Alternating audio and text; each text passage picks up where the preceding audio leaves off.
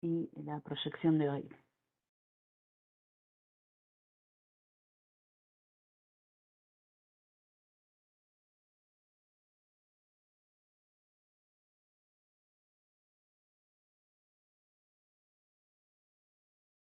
Bueno, el eje, hago una breve presentación, ¿sí? El eje de hoy establece una continuidad con la clase anterior y también nos va a permitir revisar e integrar conceptos que vimos a lo largo de la cursada, ¿no? Estamos como en el cuarto final de la cursada y justamente en este núcleo vamos a articular muchas definiciones que estuvimos debatiendo y construyendo en los núcleos anteriores. Es decir, vamos a relacionar conceptos como cultura, derechos humanos, accesibilidad, que estuvimos discutiendo en encuentros anteriores. El eje que va a atravesar el encuentro de hoy tiene que ver con la noción de cuerpo-territorio, de biopolítica, de interculturalidad y de salud, y en particular vamos a centrarnos en esta relación entre individuos y poblaciones frente a la intervención de la biopolítica sobre los cuerpos, ¿sí?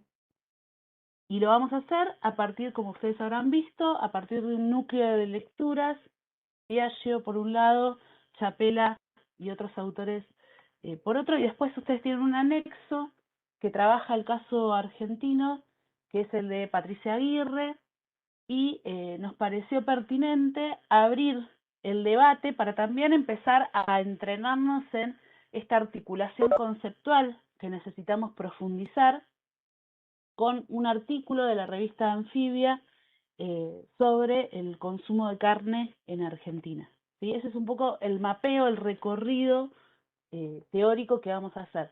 Como les dije, nos vamos a referir casi que constantemente a términos que vimos en unidades anteriores y que me parece que a ustedes como estudiantes les va a nutrir esa interrelación y es una ejercitación necesaria que propone esta cátedra para pensar digamos, el anclaje y la profundidad de los contenidos.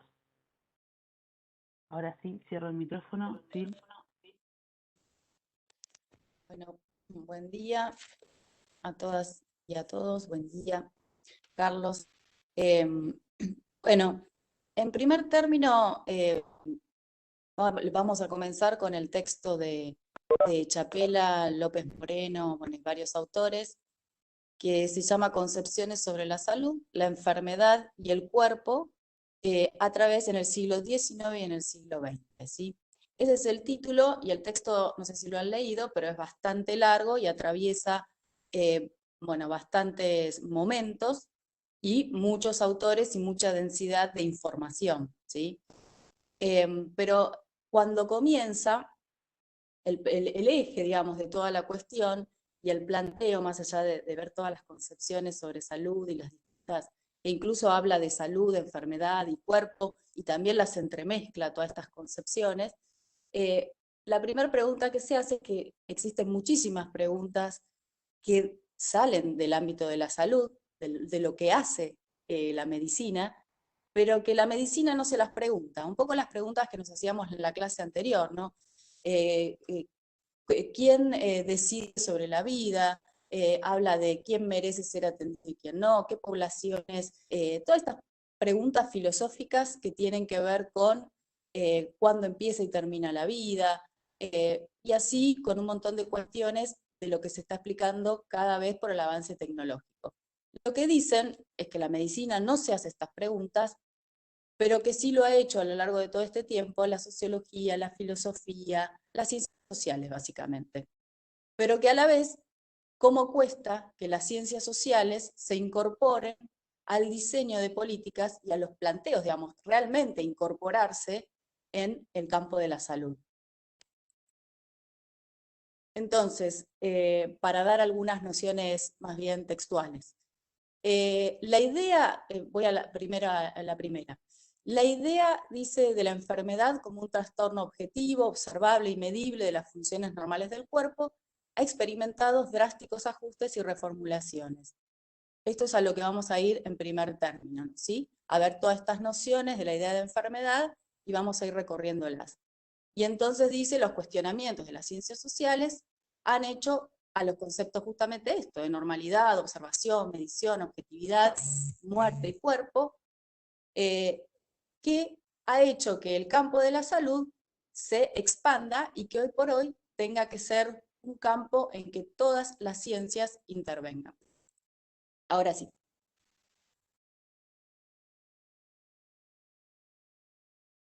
¿Qué es lo que vemos entonces?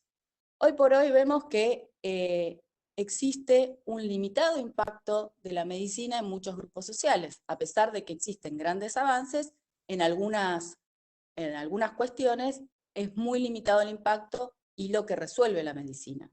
Se ha complejizado la vida social, que plantean en este texto, y existe un avasallamiento del mercado.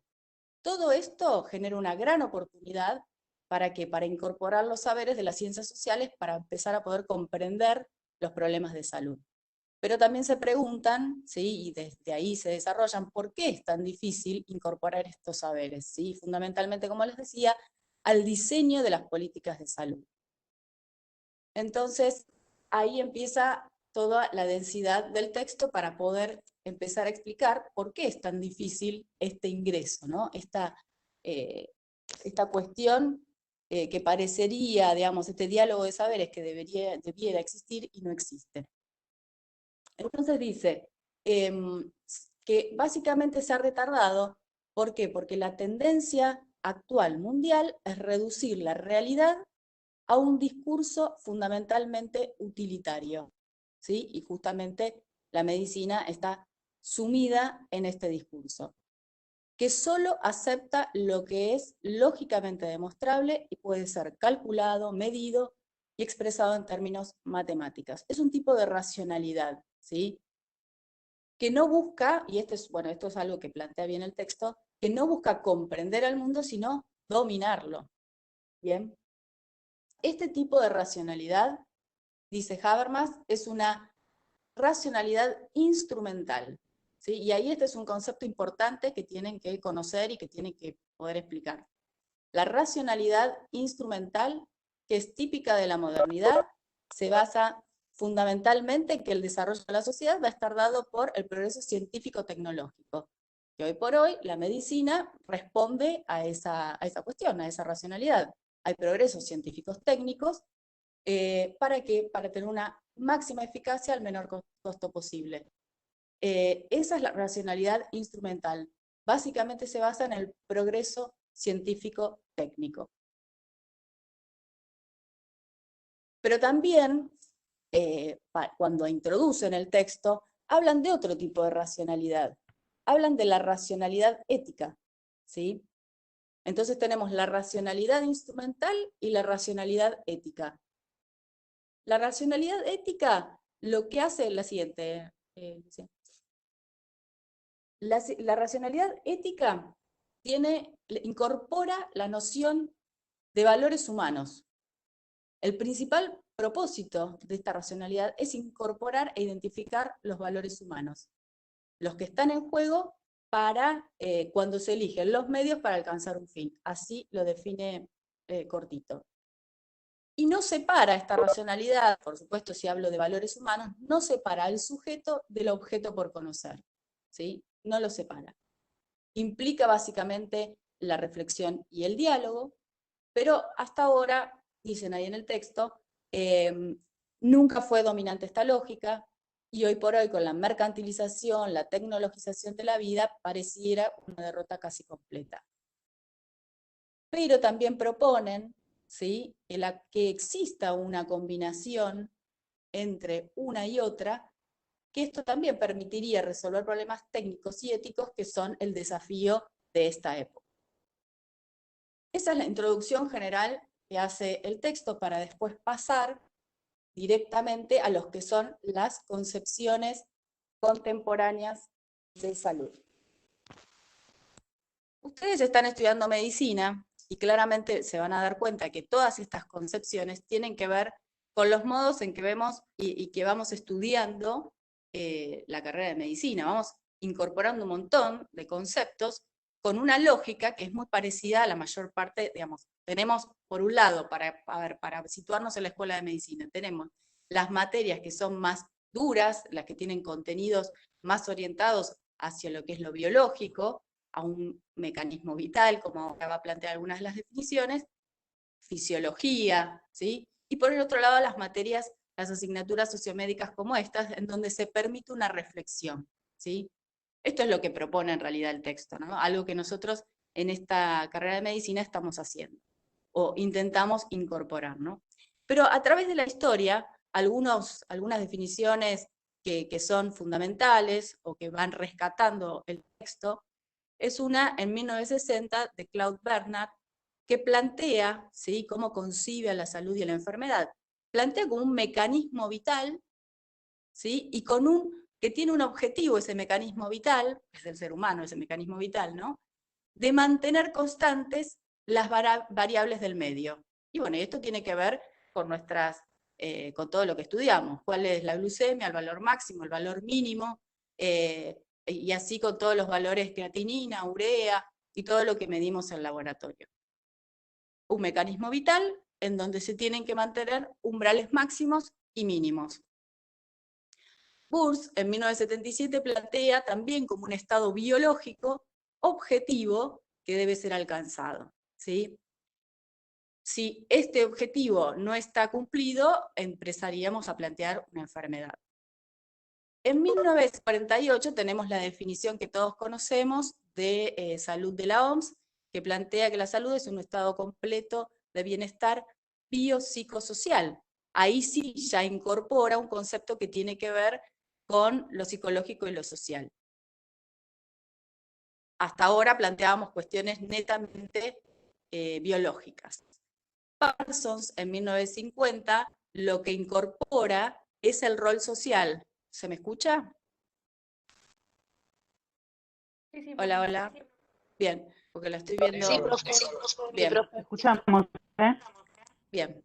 En 1950, entonces, lo que se incorpora, y lo incorpora Parsons, tiene que ver con el rol social. Es decir, que él plantea que la salud, la enfermedad básicamente, es cualquier desviación o disminución de la capacidad para realizar y cumplir el rol social.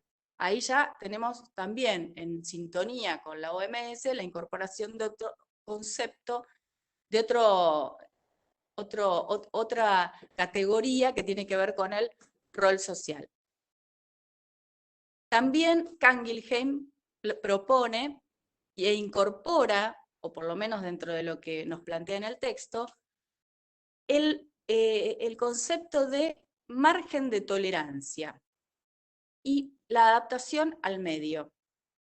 Es decir, lo propio de la enfermedad consiste en que es una reducción del margen de tolerancia con respecto a las infidelidades del medio. Entonces es si el organismo se adapta o no se adapta. Si se adapta, sigue con salud. Si no se adapta, es enfermedad.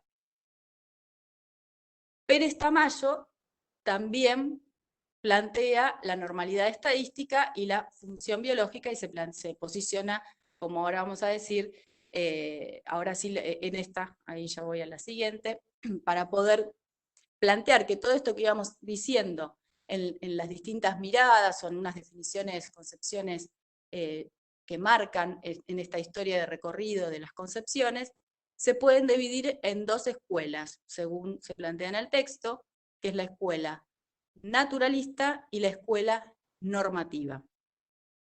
Esto es lo que entra en debate, en cierta manera. ¿Sí? Entonces, la escuela naturalista lo que es una escuela descriptiva, ¿sí?, libre de valores, o sea, no está pensando en valores, y consiste en teoría, y es consistente con la teoría de la evolución. Afirman que un individuo es completamente saludable si y solo si todos sus órganos funcionan normalmente. Las personas sanas son identificadas mediante investigación médica objetiva, ¿sí? Todas las definiciones que entren en esa definición son de la escuela naturalista. Y existe la escuela normativa que sostiene que una persona está completamente sana si solo si tiene la capacidad en circunstancias estándar para alcanzar todas sus metas vitales o esenciales en la vida. Fíjense que la escuela normativa incorpora esta noción de metas vitales o esenciales en la vida. Ya ni siquiera es rol social, es mucho más que rol social, tiene que ver con otra cuestión, ¿no? Con una cuestión un poquito más profunda que incorpora también valores. Una consulta. Dentro de todo, sí. Es un poco como las raíces de, a su vez, el paradigma biomédico y el paradigma holístico, por decirlo de alguna manera, o tienen raíces distintas, digamos, van por otro lado, porque me suena un poco a eso, ¿no? Sí, exactamente. Vos lo que planteás es, de acá, de toda esta descripción que vamos a hacer, se va a desprender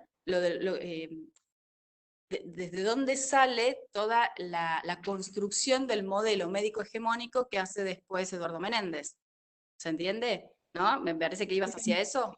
Claro, iba hacia eso, lo encontraba como muy como la raíz de eso. Exactamente. Si nosotros lo analizamos en ese sentido y parte por parte, después entendemos por qué Menéndez, después de estudiar todo esto, llega a plantear el modelo médico hegemónico, ¿no? Lo biomédico. Exactamente. Y acá, también en consonancia con lo que me está diciendo Rocío, es que también brevemente, pero lo mencionan, a la medicina social latinoamericana, que es la otra corriente de la cual pertenece Eduardo Menéndez y Asa Cristina Laurel, en donde sostienen ya otra cosa que excede todo esto que veníamos diciendo, que tiene que ver que cada sociedad le corresponde un perfil específico de enfermedad y de muerte, algo que ustedes también empiezan a escuchar desde Promo hasta ahora, ¿no? Y van a seguir escuchando, que está relacionado con el modelo de producción. Acá se incorpora el modelo de producción con la salud y la enfermedad, cosa que con las definiciones que dimos antes no estaba. Y la forma en que la economía se vincula con la política y la cultura. Incorpora cultura, la medicina social latinoamericana. Habla de la desigualdad social y la pobreza y dice que es más importante que la herencia biológica, en algunos problemas de salud, por supuesto, no en todos. Y Cristina Laurel, como dos hitos importantes, me parece que eso sí tenemos que saberlo, que no es el eje del texto, pero bueno, me parece que lo vamos a desarrollar a lo largo de la carrera de medicina. Hasta Cristina Laurel plantea y desarrolla el concepto de proceso salud-enfermedad, ¿sí? Y señala que se tiene que contextualizar históricamente. Y Eduardo Menéndez amplía el concepto de Cristina Laurel y dice proceso salud-enfermedad-atención. Lo menciono porque lo vimos en los textos previos de nuestra asignatura. Hace un breve párrafo, ¿sí? Pero la densidad del texto va hacia las otras definiciones y no hacia la medicina social latinoamericana, de la cual también hay otros que no son latinoamericanos que adscriben a la misma. Bueno, esto, en primer término, el texto habla de esto, entra directamente con las concepciones contemporáneas, para luego hablar del positivismo, ¿sí? O sea, dice, a ver, ¿en qué contexto están inscriptas todas estas concepciones? Y bueno, están inscriptas en el siglo XIX, que es hacia lo que quiere ir el texto, y en el siglo XX, en donde hubo una evolución de las corrientes positivistas sobre la vida y la salud, ¿sí? Entonces, hace como un repaso, ¿sí? De cosas muy densas también, pero que yo les voy a dar algunas cuestiones esenciales que son las que hay que rescatar.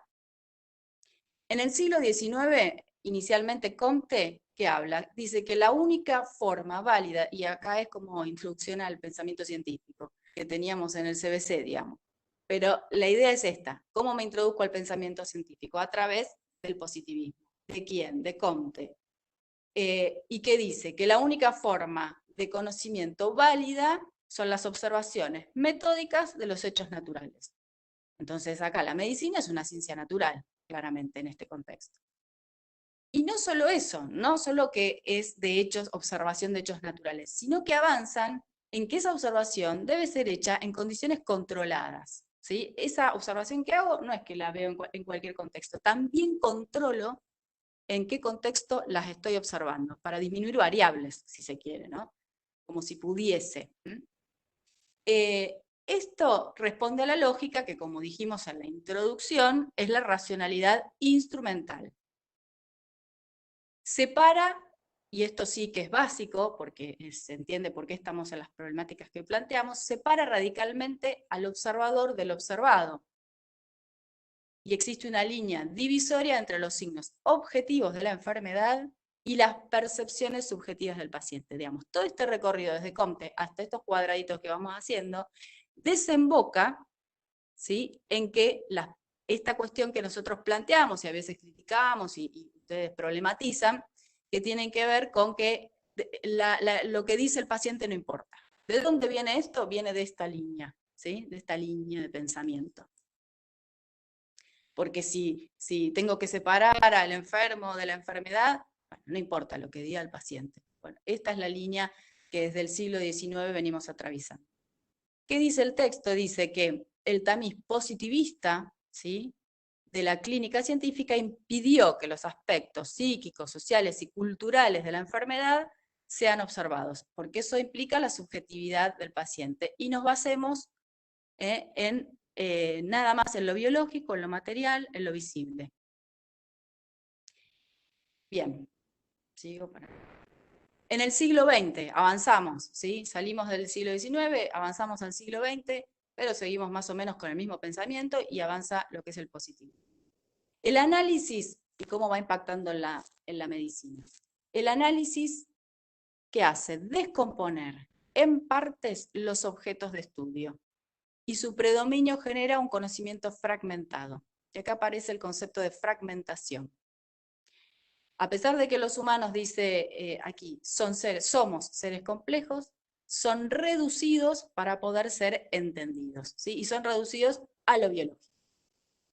Entonces acá vemos que todas las definiciones que dijimos y las concepciones que vimos previas, desde dónde nacen. Hasta tan biológicos que nos basamos en la bioquímica. Las partes cobran vida independientemente. El hígado, ¿sí? Bueno, cada órgano, cada función, cada problema, cada mínima parte tiene vida independiente.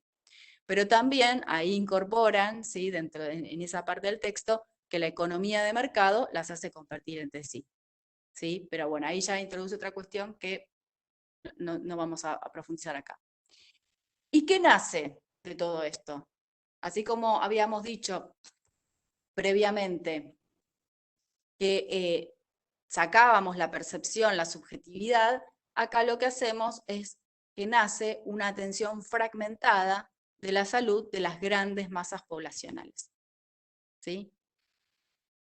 Y entonces voy al cardiólogo, voy al nefrólogo, todo es fragmentado, las poblaciones también las fragmento, no veo la totalidad. Que en definitiva es el meollo del problema en el que hoy estamos. Bueno, y ahora sí, introduciendo un poquito de todas estas definiciones, haciendo ese recorrido desde concepciones, hablando del positivismo, después introduce, en el medio pone otras cosas más en el texto, pero luego se introducen con el nacimiento de la biopolítica, introducen a Foucault. Entonces, ¿qué dice? Que los conceptos de salud, porque empiezan a haber posturas críticas, todos. Y una de las cuestiones críticas importantes que tenemos que introducir, y que introduce esta asignatura, es a Foucault. Entonces dice, los conceptos de salud y enfermedad varían con el tiempo y la cultura, en esto estamos de acuerdo, pero a lo largo de estas definiciones claramente ganó lo biológico. Las acciones, y acá más que nada es como para hacerle un recordatorio y a un concepto importante que es de Foucault, que tiene que ver con los procesos de medicalización. ¿Sí? ¿Qué es la medicalización? Son las acciones de incorporación y desincorporación, incorporo o no, o saco, de ciertas condiciones anatómicas, fisiológicas y de comportamiento al ámbito de la medicina. ¿Sí? Foucault las define como proceso de medicalización. Y acá también lo menciona en el texto como determinadas patologías, por ejemplo, la homosexualidad en un contexto era patológica en una época y luego se sacó del DSM-4, ¿sí? La guía en donde se mencionan todas las patologías psiquiátricas. Antes estaba ahí adentro, con un número, con una codificación, y ahora no está más. ¿Sí?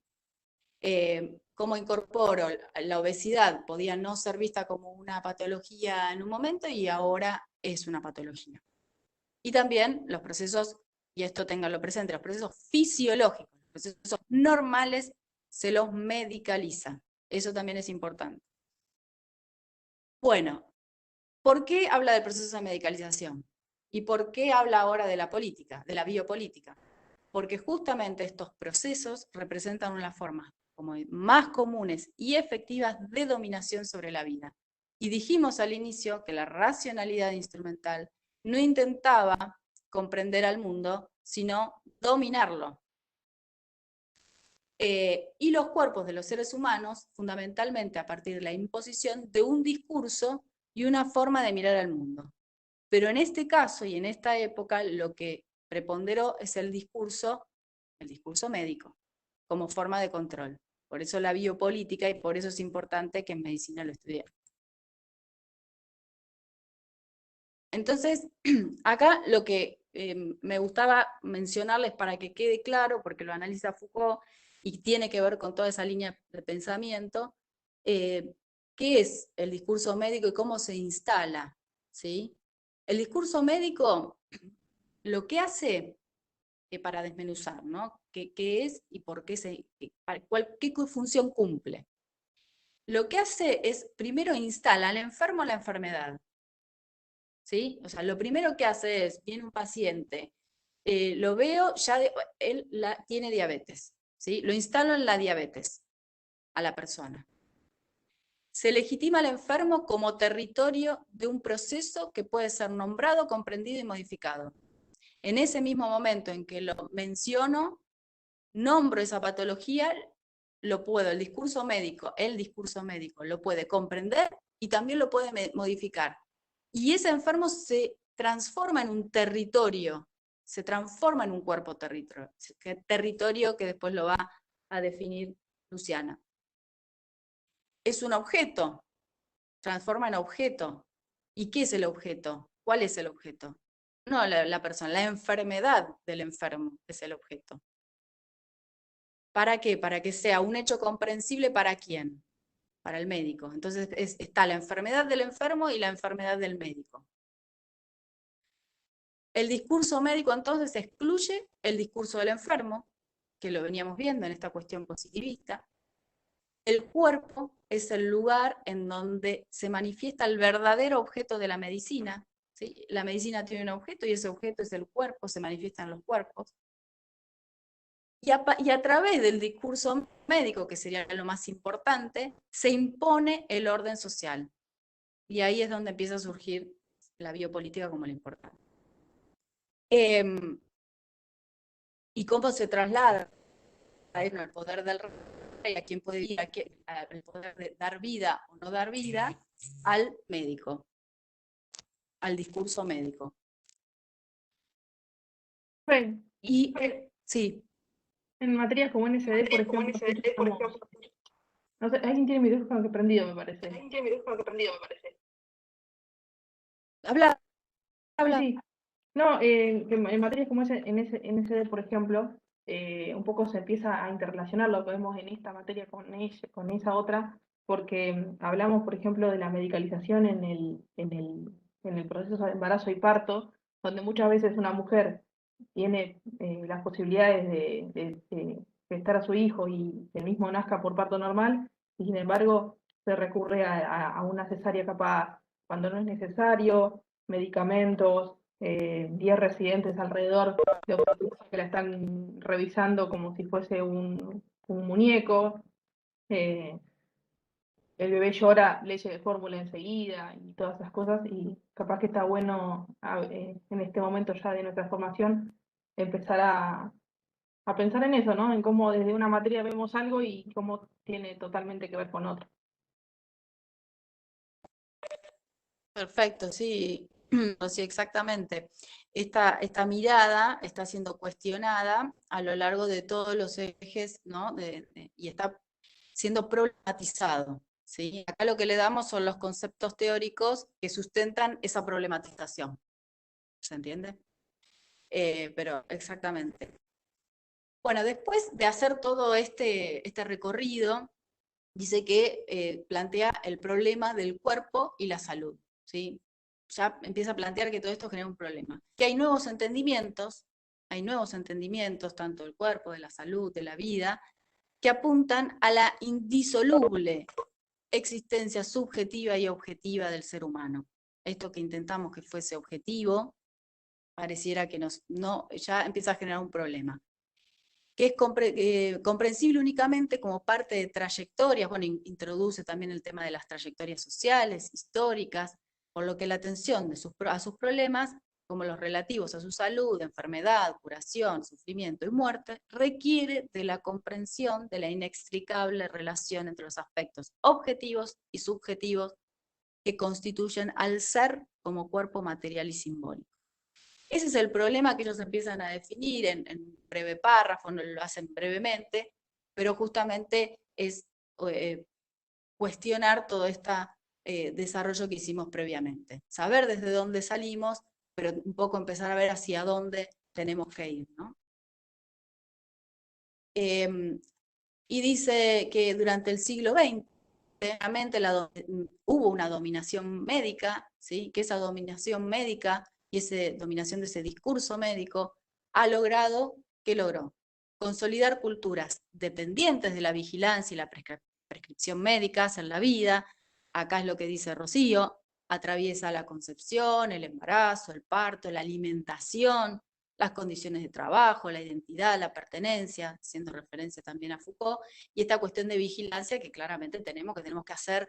La medicina dice que tenemos que controlar, y controlamos todos los aspectos de la vida, todas las etapas de la vida, y la palabra que ponemos es control, y aparte el control poblacional, ¿no? Individual y poblacional. Reducimos a las personas a objetos biológicos medicalizados, queda más que claro, e intervenidos por las tecnologías, y fragmentados. Y silenciamos, ha logrado esa dominación médica durante el siglo XX, silenciar las concepciones ancestrales, entendido como un exterminio de la diversidad cultural, menciona en el texto, así de fuerte, exterminio de la diversidad cultural, que hoy justamente estamos empezando a volver a dar lugar y a volver a enriquecernos de todas estas cuestiones, pero claramente esa dominación logró estas cuestiones. Después recorre también aportes de la fenomenología, pero es como repite algunas cuestiones previas, trae algunos autores como para seguir tratando de explicar y dar, ¿no?, sustento. No les voy a decir más nada. Boltanski un poco lo menciona, que trae la cultura somática, que ahí lo podemos relacionar, pero bueno, sobrevuela demasiado y no profundiza, así que voy a hacer con el concepto que parecería en el texto que no iban a hablar, pero después si uno lee parte de los autores, basan un montón de sus trayectorias de lo que escriben en la salud y el derecho, porque al principio lo menciona, no lo menciona más en el desarrollo del texto, y al final hacen un apartado que es salud y derecho. Y mencionan a un autor, a Rodotà, que plantea que el derecho se impone en todos los aspectos de la vida, y justamente lo que permite es el desarrollo comunitario y el desarrollo en general de las personas. Reivindica el salir de la concepción de individuo para pasar a la de persona, y justamente como persona que tiene derechos y que vincula la justicia a la salud. ¿Por qué? Porque empiezan a observar la inequidad que están atravesando el campo de la salud. Y acá de nuevo introducen el modo capitalista de producción que plantea la medicina social latinoamericana, pero la pierde todo el resto del contexto y del resto de los autores. Habla de los daños diferenciados según los estratos sociales, las diferencias en el proceso de salud, enfermedad, atención, lo relevante que comienza a ser la lucha de los sujetos sociales para hacer cumplir al Estado las obligaciones sociales e incidir en políticas públicas. Realmente incorpora algo que no estaba muy desarrollado en el texto, pero que me parece que viene a cuenta para cerrar y plantear que justamente profundizar en estos temas tiene que ver con que la salud es un derecho y posicionarla desde ese lugar, tanto poblacional como de las personas. Bueno, Luciana, te doy paso para que comiences vos. Dale. Profe, nunca Sí. mejor visto todos estos conceptos de lo que es la enfermedad, control y vigilancia, como ahora en la pandemia. Totalmente. Es que en realidad acá yo creo que se abre como una cuestión hasta de debate, en donde hasta dónde es necesario, hasta dónde no, hasta dónde es A mí incluso la mareada que me pegué en la otra clase tiene que ver con que estoy muy atravesada, estamos muy atravesados por la pandemia. Intentar analizarlos en tiempo real a mí me cuesta muchísimo por el atravesamiento y porque, bueno, porque hay muchas cosas en juego. La salud como derecho, ¿qué pones primero en esa balanza? ¿Cómo haces ese control? ¿No? Me cuesta un ¿Qué poquito. aspectos de la salud también se ponen en la balanza como prioritarios y cuáles no? Analizamos toda una cuestión que tiene que ver con esto de, bueno, cuidamos la salud física, no nos hace olvidar, pero el impacto psicoemocional que tiene, ¿no? Los eventos sociales, las otras, creo que estamos haciendo historia en este. Y Creo que tal cual, creo que lo más que yo pudiese mencionar como algo que faltó, digamos, a mí hay cosas, digamos, hablando del caso local argentino, ¿no? Bueno, faltaron miles de cosas, pero, y errores tuvimos miles porque es una situación excepcional que nunca atravesamos en nuestro conjunto como humanidad, ¿no?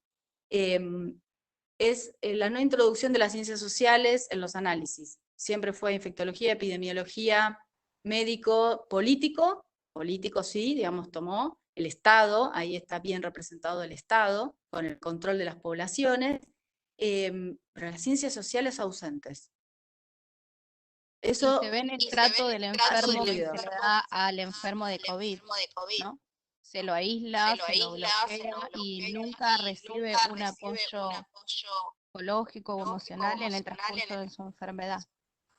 o si se lo hace, porque se ha hecho, pero no como un derecho, ahí sería interesante introducir esto, que en algunos casos se les da y en algunos casos no. Es como que no se pudo armar ese dispositivo porque todavía no tenemos todas las esferas cubiertas, digamos, solamente vemos lo biológico o jerarquizamos lo biológico, que claramente es muy importante lo biológico acá, nadie va a decir que no, ni nadie va a decir que un aislamiento no es necesario, ¿sí? Pero cómo las otras esferas no fueron cuidadas en el mismo ranking, digamos, ¿no? En el mismo nivel. Y ahí es donde, porque no se les dio lugar, porque no es tan importante. Es más importante el infectólogo y el virus, y no lo otro. Sabemos que existe, pero no en el mismo nivel. Igual estoy intentando un análisis, no, al final ni cerca. Sí, me parece que ensayar respuestas en tiempo real implica esta complejidad, ¿no?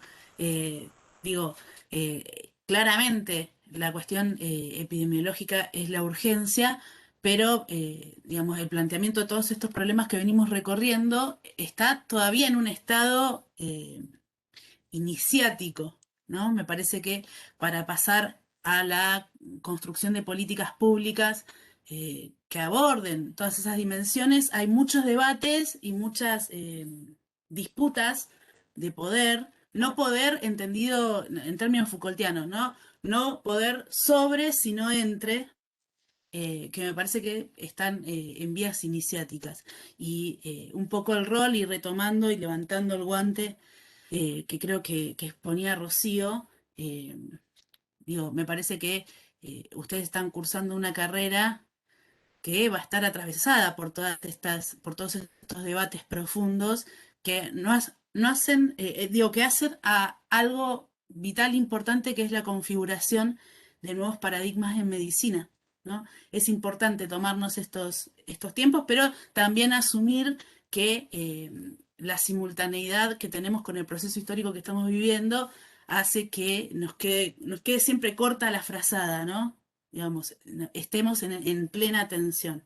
Y en este sentido, y ya arrancando para darle continuidad a esta exposición muy clara que hizo Silvina, este texto de Chapela introduce un concepto muy interesante para pensar todas estas dimensiones, que es el de cuerpo-territorio.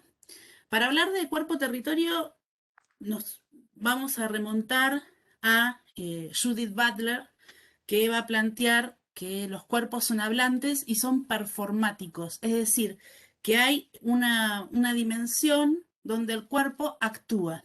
Y actúa en función de dos ejes.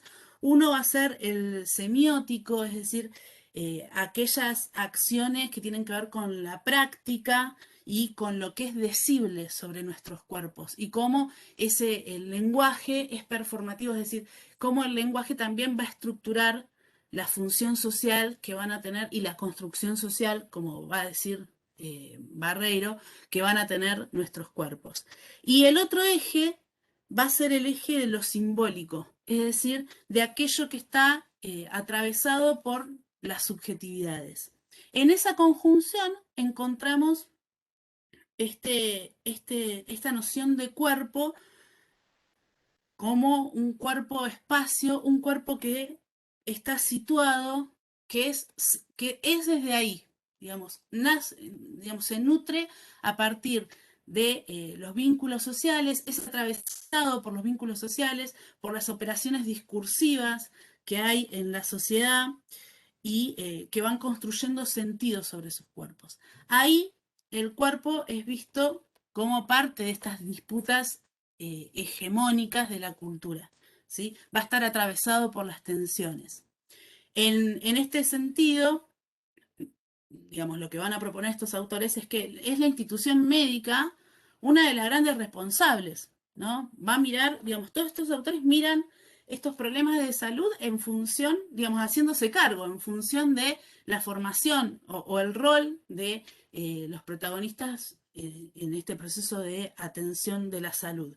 Y va a decir que la institución médica que domina el campo de la salud tiene una responsabilidad particular, es decir, un peso específico en cómo construye sentido sobre los cuerpos. Y cómo, digamos, el construir sentido sobre los cuerpos es también construir esto que decía Silvina, la noción de derecho sobre esos cuerpos, ¿no? En este sentido, digamos, las instituciones médicas o la institución médica tiene un clivaje particular porque la referencia al cuerpo físico, ¿sí?, es inmediata y está naturalizada, ¿sí?, históricamente, ¿sí? Este devenir de los conceptos de salud y enfermedad, cómo se pasa del positivismo del siglo XIX, de la enfermedad como algo a atacar o a extirpar, a una noción mucho más compleja que tenemos hoy, pero que a su vez sabemos que es compleja, pero está en constante debate, ¿sí? Es decir, hoy todavía cuando entramos a los consultorios médicos o a los centros de atención de la salud, está presente, ¿sí? No por problematizarlo está saldado el debate, ¿sí?, sino todo lo contrario, y me parece que es lo que nutre estos espacios de las materias sociomédicas en su formación. En este sentido, entonces, la práctica médica va a estar dominada por los discursos hegemónicos. Y allí es cuando se produce, en términos, fíjense que Chapela usa términos que van a ser bélicos, ¿no? Es donde se invaden estos cuerpos territorios. Pensemos el cuerpo territorio como una especie de lienzo, va a decir Rita Segato, ¿no? Una especie de lienzo donde se van a imprimir las dimensiones sociales, donde se va a imprimir la cultura hegemónica, y lo va a hacer a partir de, en términos Foucaultianos, a partir de la influencia de ciertas instituciones, ¿sí? Por eso pensar en vincular y profundizar el concepto de biopolítica, ¿no?, de este control que va a ser, que no va a ser vertical, sino que va a ser más bien horizontal en términos de red entre todos y todas, y que va a imprimir sentidos en esa lógica transversal. Allí es cuando esa concepción decimonónica, esa concepción que nos relataba Silvina del siglo XIX, tiene un origen en paradigmas fisiológicos, biologicistas, que plantean el problema de manera individual, porque al hacerlo individual lo puede hacer medible, y al hacerlo medible construye desde un posicionamiento que tiene intención de ser científico y racional, las exclusiones de los otros. Es decir, se construye una otredad que puedo medir y puedo controlar, ¿sí? Y ahí hay una cuestión que es el rol de los profesionales de la institución médica. Esa concepción va a responder siempre a intereses hegemónicos, que van a ir modificándose, radicalizándose, reconfigurándose a lo largo del tiempo, ¿sí? Es decir, toda vinculación de la institución médica con esos discursos hegemónicos también va a ir modernizándose a medida que va pasando el tiempo, pero siempre va a existir esa tensión. Eso es lo que nos van a decir estos autores, ¿no? Y al existir esa tensión y al existir esta configuración hegemónica de ciertos discursos que plantean el avance sobre el cuerpo-territorio, al momento que construyen hegemonía, van desplazando, ¿sí?, sistemas de valores, significados y representaciones que son propias de los individuos o de las coordenadas colectivas, ¿sí?, según el territorio que estemos mirando.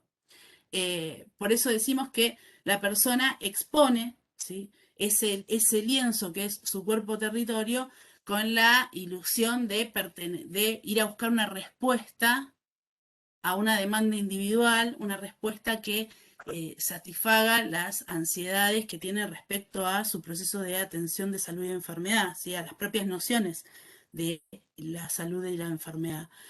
Existe esa ilusión de que es una acción voluntaria e individual y digamos, obedecer al médico se convierte ahí, ¿sí?, en esa misma operación, en parte de una lógica que tiene que ver con la salud, ¿sí? Ahí es cuando nos damos cuenta que está la presencia de una hegemonía cultural todo el tiempo imprimiendo sentido sobre estos cuerpos. En este sentido, acá la corporación médica o las corporaciones médicas también están expuestas y atravesadas por esos discursos hegemónicos, ¿sí? Es decir, no son quienes están pensando desde las sombras cómo imprimir sentidos o construir exclusiones, sino que también van a estar atravesados por estos discursos dominantes y, digamos, cómo nos damos cuenta que están atravesados por la naturalización de ciertas prácticas, ¿sí? Es decir, sus cuerpos también son cuerpos territorios, ¿sí? Me parece que digamos, Chapela y su equipo, ¿sí?, que expresan en este artículo estas cuestiones, suben la apuesta al final del texto para decir, guarda, porque el derecho a la salud está intervenido por una serie de dimensiones que no solamente tienen que ver con quienes vamos en busca de las respuestas de la biomedicina a un consultorio, sino también de la tipa o el tipo que está sentado del otro lado dando esas respuestas. Estamos todos y todas atravesadas por las mismas lógicas de dominación, ¿sí? Por eso se tensa ese concepto de derecho. En este sentido es que se plantea el debate sobre qué es un sujeto saludable, ¿no? Silvina le dice, bueno, el debate actual se centra en dos escuelas, ¿no? Lo normativo y lo naturalista. Ambas escuelas plantean qué es un sujeto saludable, qué es una persona sana, ¿sí? La diferencia es en los elementos que van a caracterizar a una persona sana para una escuela y para la otra. Bueno, los sujetos saludables van a estar también mediados no por una realidad biológica solamente, sino también por las lógicas del mercado, ¿sí?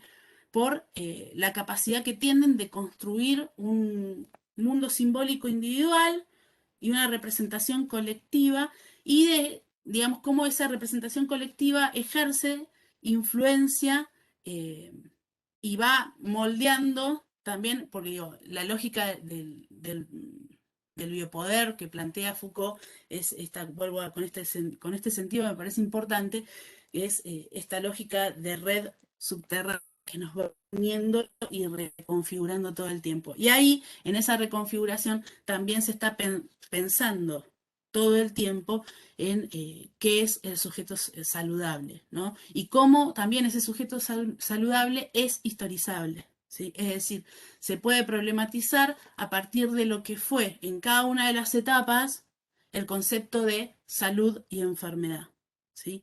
Me parece que en esos términos Chapela nos hace como un pantallazo general de que no siempre, digamos, en las distintas etapas de la historia estamos hablando en términos de salud, enfermedad y sujetos de manera distinta, ¿sí? Porque estamos atravesados y atravesadas por las relaciones de poder de cada una de estas épocas. En este sentido, el núcleo de hoy les propone pensar una problemática en particular en relación a los cuerpos, al cuerpo territorio, a los derechos. Perdón. Sí. Quiero hacer una aclaración de carácter práctico. Ya sé que no tiene nada que ver, pero antes de que cambies de tema, cuando nosotros mencionamos, tanto Silvi como Luciana menciona que es Chapela, ustedes agarran el texto y ven que el texto empieza con el nombre de otro autor, de López Moreno, es un texto colectivo, ¿sí? ¿Por qué nosotros nombramos a Chapela, decimos Chapela dice esto, Chapela dijo lo otro? Porque nosotros ya leímos otras cosas de Chapela y hay muchos conceptos que son introducidos en la disciplina por Consuelo Chapela. Y además porque la compilación en la que está este artículo está coordinada por Chapela también, ¿sí? Pero eso porque es más corto decir Chapela que decir Chapela y otros, o López Moreno, que estamos menos acostumbrados a nombrarlo, ¿sí? Esa aclaración nada más para que los chicos entiendan que estamos hablando del mismo texto, aunque ellos vean que el primer autor que aparece ahí es López Moreno. No sé por qué aparece primero López Moreno. Cuando se hacen obras colectivas, a veces se establece un criterio de orden alfabético, a veces otro criterio para ver quién aparece primero entre los nombres de los autores, ¿sí? Eso. Mira, acá alguien dice gracias por la aclaración. Era necesaria, me pareció. Perdón la interrupción. No, está bien. Chapela igual es quien construye este concepto de cuerpo-territorio, que es como el eje transversal del núcleo de hoy. Si bien, y lo van a ver ustedes cuando recorran el texto, digamos, siempre es un texto que tiene una infinidad de citas muy diversas y van a ver que Chapela recorre estos conceptos. Por eso por ahí la naturalización de decir Chapela y porque además el libro en el que aparece esto que decía Carlos recién. Hablaba de la construcción de derechos, la construcción de cuerpos territorios y aplicado un caso en particular, acá Piaggio va a reflexionar sobre el derecho a la alimentación en entornos obesogénicos, pero lo va a hacer a partir de una clave muy interesante que es el rol de los profesionales de la salud, ¿sí? En esos contextos. Lo primero que, digamos, cómo construye esta narración Biagio es muy interesante porque lo primero que dice es, bueno, estamos en un contexto, fíjense que es del 2016, en un contexto donde hay una epidemia a nivel mundial, ¿sí? A la que ningún país pudo dar una respuesta efectiva, que es la obesidad, ¿sí? Como déficit del estado nutricional, es decir, no, la sobrealimentación y la baja calidad de esa alimentación es un problema igual de determinante e importante que nos debería interpelar de igual manera que la malnutrición, ¿sí? Es decir, que el déficit total, ¿sí? O los bajos rangos de valores nutricionales. Es decir, son como dos caras de un mismo proceso, sin embargo, culturalmente están construidos de manera distinta, ¿sí? Y acá interpela el derecho a la alimentación. ¿Se acuerdan cuando vimos en las unidades anteriores, cuando vimos derechos humanos? Lo que decíamos es, la característica que tienen estos derechos humanos es que van a estar interconectados y la ausencia de uno implica la erosión de los otros. Bueno, este texto lo que viene a proponer es el derecho a la alimentación tensionado, va a poner en cuestión otra serie de derechos que están siendo vulnerados al mismo tiempo. Y va a ser responsabilidad de quienes están pensando la salud pública, ¿sí? Quienes la están ejecutando, quienes la llevan adelante, quienes la sostienen. Va a ser responsabilidad del Estado, ¿sí? Va a ser responsabilidad también de las lógicas propias del mercado, ¿sí? Y de qué hace la población con estas vulnerabilidades.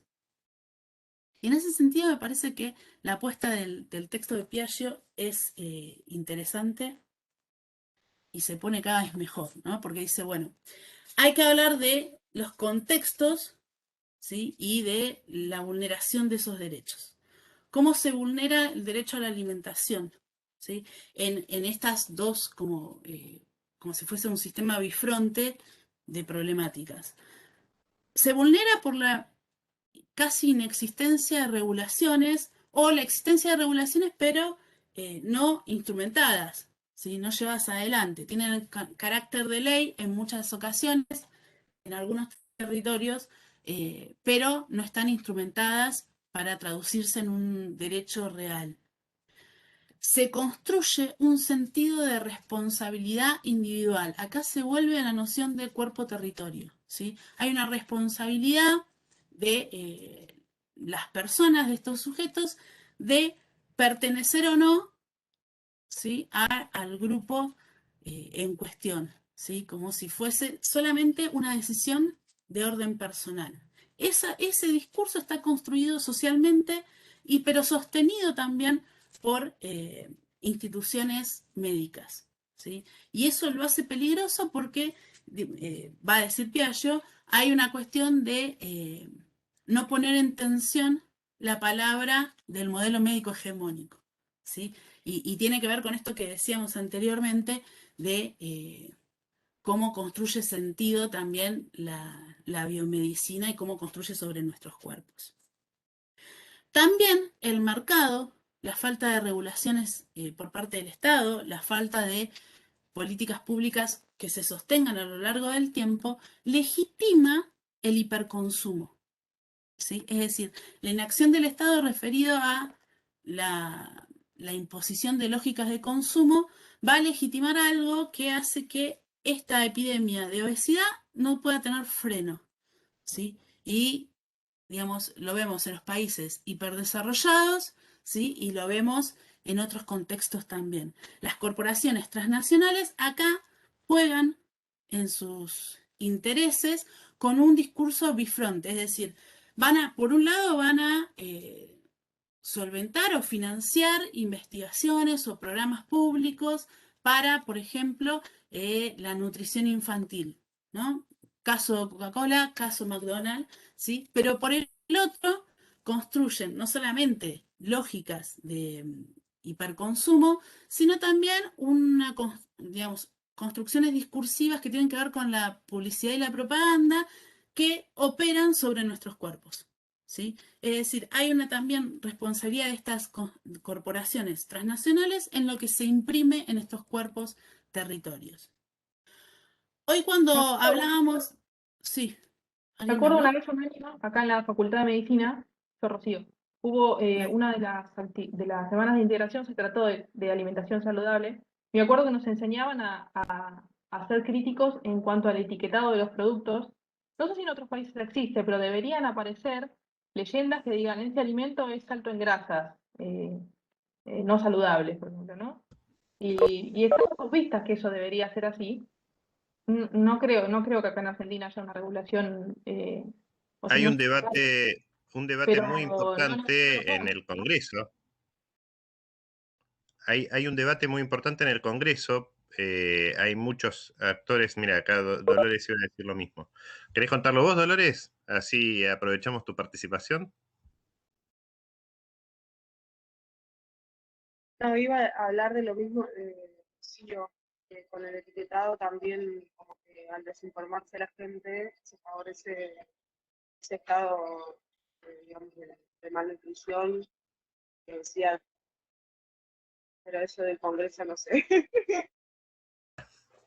Está bien, no, pensé que ibas a decir lo mismo. Hay un debate, estuvo a punto de aprobarse, pero ¿qué pasa? Las empresas hacen lobby para militar en contra de la regulación del etiquetado. Entonces, ¿cómo hacen lobby? Dicen, no queremos una ley de etiquetado, no, sino que hacen propuestas que les resulten convenientes. El mejor ejemplo es la Coca-Cola, que proponía un etiquetado de semáforo. Entonces, el color rojo, obviamente, implicaba que esa comida era, o esa bebida en este caso, es la más riesgosa en términos de contenido de azúcares y demás elementos poco saludables. Entonces, ¿por qué lo hacía la Coca-Cola? Y porque el rojo es el color de la Coca-Cola. Entonces, no dejaba de ser publicidad. Entonces, bueno, estaban tramitando primero para conseguir las voluntades para aprobar una ley de etiquetado y después para hacer una ley de etiquetado que sea adecuada, que no sea negocio para las personas a las que querés regular. Una persona que estaba muy involucrada en eso, unas personas, ¿vieron todos los cocineros que se hicieron famosos en la tele? Narda Lépez, Juan, ¿cómo se llama? El de Cocineros Argentinos. Esos están muy involucrados en la promoción de la ley de etiquetado. Infórmense, googlean y seguramente sale. Carlos, Y ahí Sí, hago una... ¿puedo interrumpir? Sí. Porque lo estuvimos tratando hace poquito en otra materia, lo vimos, este proyecto que ya tiene media sanción, y lo que estuvimos investigando personalmente es que esto ya funciona en Chile desde el año 2018. Y lo que se vio, ahora empezaron a salir los primeros estudios a partir de eso. Ellos tienen, que es el sistema aparente que quiere adoptar Argentina, donde tienen un etiquetado que son unos hexágonos en negros que te van indicando si ese alimento es rico en azúcar, en grasa, todo lo que tenga de más, en sal, y lo que mostraban esos estudios que no solo no hubo disminución en la compra de los alimentos, sino todo lo contrario, que benefició a muchos grupos, sobre todo a los grandes grupos, porque son los que pueden fabricar otros alimentos. Tuvieron que, por la demanda misma de la gente, fabricar esos productos de bajo contenido en grasa, de bajo contenido en todas estas cuestiones que se vienen discutiendo. Es decir, que muchas de las cosas que se están diciendo acá son realmente falacias y que ya están probadas, que no van a bueno, perder pero sí. ingresos, que van a Pero, ayudar a mejorar la salud de las personas, que hay una mejor selección de los alimentos para las personas. Entonces, bueno, pero Yami, incluso... si la política lo que quiere es eh, modificar los hábitos de consumo y modificar digamos, el ingreso, la ingesta de azúcares, sales, grasas trans, etcétera, etcétera, y las industrias se ven obligadas a cambiar su producción para hacer productos que sean menos ricos en azúcares, sales y grasas trans, la política es un éxito. Digamos, porque la política no es contraria a la industria de la alimentación. La política es contraria a la saturación de azúcares, sales y grasas trans. ¿Sí? En ese sentido. Agrego Incluso viene un ejemplo. acompañado de otras políticas, porque no es solamente la ley de etiquetado. Bueno, yo ahora no lo tengo a mano, pero la ley de etiquetado también incluye otras cosas como, por ejemplo, el abastecimiento en los supermercados, ¿no? Que sean los primeros alimentos o que en esta cuestión del marketing y la publicidad que estén ubicados en lugares estratégicos donde la gente suele mirar y fijarse. Entonces decían, este ejercicio que se fue generando en los chicos y en las personas de elegir determinados alimentos que eran más saludable. Es decir, la ley es bastante completa, la chilena, porque ya digo, no tiene solamente la cuestión del etiquetado, porque todos dicen, el otro ejemplo que ponían para denostarlo decía, bueno, el cigarrillo dice que causa muerte, qué sé yo, y la gente sigue fumando. En este caso no pasó así. Yo tengo un Igual ejemplo que lo vivenciamos con la semana de integración y es este. Obviamente que nosotros como sociedad ya de a poco, muchas veces empezamos a entender la importancia de una alimentación saludable, por ejemplo. Entonces, en ese contexto, McDonald's, por poner un ejemplo, detecta esa necesidad que a veces la sociedad, digamos, manifiesta. Y, por ejemplo, en el diario La Nación, el 8 de agosto de 2019, se comparte la noticia de que McDonald's modificó su cajita feliz para ofrecer un menú infantil más saludable. Ese es el título que pusieron a la nota. Y cuando uno va a mirar a ver qué modificaciones hicieron a la cajita feliz para que sea más saludable, agregaron un frasquito que propone o que promete 100% fruta, o sea, un jugo de fruta, que lo tuve en mis manos en la semana de integración, lo leí, y era un químico más, igual que Coca-Cola, y le agregaron a la foto 2 tomates cherry y una hoja de lechuga. Entonces, ahí es donde digo, bueno, buenísimo, qué bueno, McDonald's se copó con la onda, puso la cajita feliz más saludable. Y cuando la vas a mirar con ojos críticos, no tiene nada de saludable. Entonces, no sé en otros países, yo desconozco las leyes y eso, pero yo lo miro con ojos críticos y digo, sí, la verdad que el cambio mesogénico sigue estando igual. ahí también incorporo algo de lo que estaban hablando de Chile, que por ejemplo lo que se ha prohibido es la asociación de juguetes con los alimentos. Por ejemplo, la cajita feliz no puede tener juguete. O el Exactamente, no kinder. puede haber, o el kinder, exactamente, donde no Esa haya es una una... política, exacto, esa es Ujú. una política muy interesante que en Sí, Chile lo donde no lograron. haya un premio asociado al consumo. Exactamente. Y bueno, y lo que decía Rocío era incorporar la manzanita cortada, envuelta en un paquete también pusieron manzana en vez del danonino, o te daban a elegir, pero en realidad, bueno, tampoco le vamos a pedir a McDonald's que sea saludable, es bastante una trampa total. Una cosa que quería agregar, saliendo del etiquetado frontal, que bueno, es sumamente interesante y es una política, más allá de que diga Yamila que no es suficiente, pero es necesaria, y a partir de ahí son escalones que se van subiendo. Y claramente, si el debate está planteado y hay intereses que lo frenan, es porque es importante. Después de ahí es cuánto más vos vas a poder seguir avanzando como comunidad en su totalidad, ¿no? Y un caso local fue los kioscos saludables, que lo menciona en el texto de Piaggio, pero acá pasó en Mar del Plata. Se avanzó en una ordenanza de kioscos saludables en Mar del Plata, y ¿saben qué pasó? No se pudo aplicar. Kiosco saludable en Mar del Plata, en los colegios. Bueno, No perdóname, nos vayamos a otra de esas McDonald's. cosas que No dice nos vayamos a la ley McDonald's. chilena. No nos vayamos a McDonald's. En las Mar del escuelas Plata. tiene que haber esos kioscos, ¿Y en quiénes todas eran las las escuelas. oposiciones? ¿Quién hace el lobby ahí? A ver, les pregunto, ¿quién hace el lobby? ¿Quién se les ocurre? ¿McDonald's? El kiosquero. El kiosquero. No, El claro. kiosquero. Y que tiene que ir a comprar. Quisimos hacer un kiosco saludable en un colegio del 2 de abril. ¿Y saben cuál era el problema? En los lugares que ya están instalados es, uy, pero yo ya tengo armado, que viene el del alfajorcito fantoche y me trae. ¿Y yo ahora qué voy a hacer? Kiosco saludable. Digamos, esa complejidad que no hay que ir a las grandes corporaciones, sino a problematizaciones locales que también impiden. Es más, nos pasó con una madre de la cooperadora que decía, no, pero si viene Pedrito y me trae las cosas. Y nosotros decimos, bueno, pero hagamos preparaciones, ¿sí? Es como problematizar algo que ya lo tenés resuelto, aunque después te traiga un problema que es la obesidad.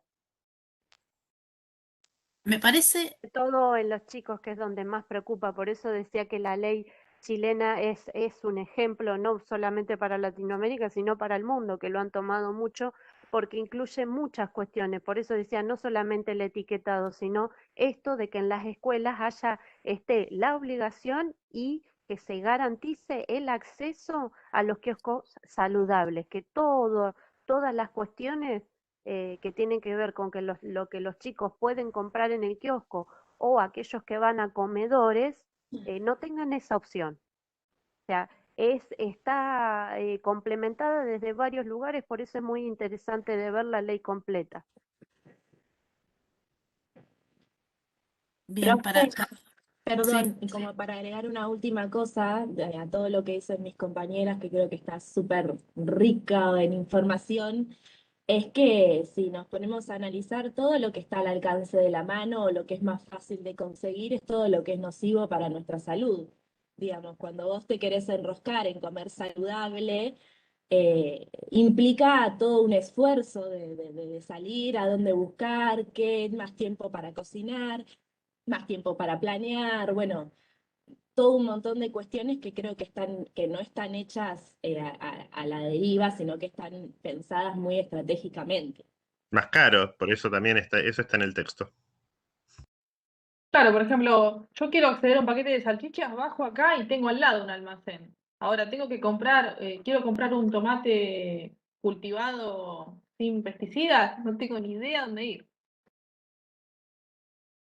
todas Los, esas características van a la cuestión que plantea Aguirre, que es de seguridad alimentaria, ¿no?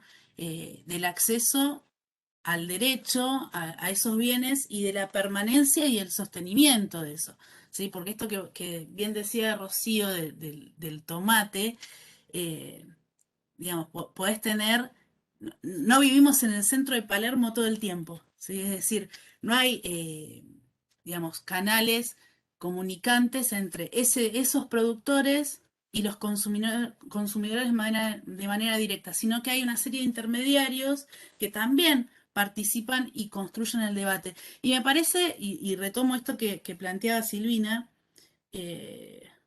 sí, creo que hay que ir a McDonald's porque es quien legitima los lugares para que en una escuelita en Miramar el kiosquero decida solamente vender manzanas como alimentos saludables para responder al canon del kiosco del colegio.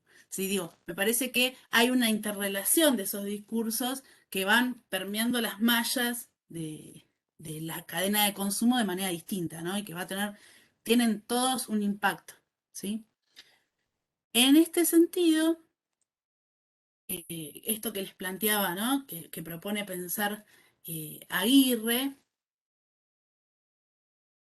que son estas como 5 características que tienen que darse, o 5 elementos en realidad que tienen que darse para hablar de seguridad alimentaria y del cumplimiento de los derechos. Y esto traigo a colación algo que salió en este pequeño que nos dimos, que es la letra de la ley tiene que contener una serie de dimensiones, ¿sí? Digo, no puede ser solamente aplicable a qué pasa con los paquetes frontales, sino todas las dimensiones de consumo que habilita un alimento, ¿no? Ese debate lo van a dar, y acá recupero el texto que vimos anteriormente, lo van a dar o tienen algo para decir también las ciencias sociales, ¿sí? En este sentido, Aguirre va a plantear estos 5 elementos que deberían darse para garantizar esa seguridad alimentaria.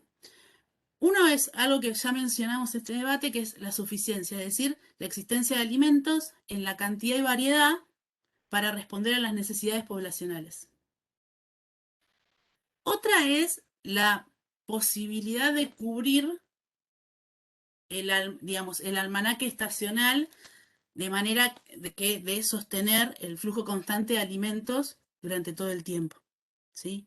A eso es a lo que denomina Aguirre como estabilidad.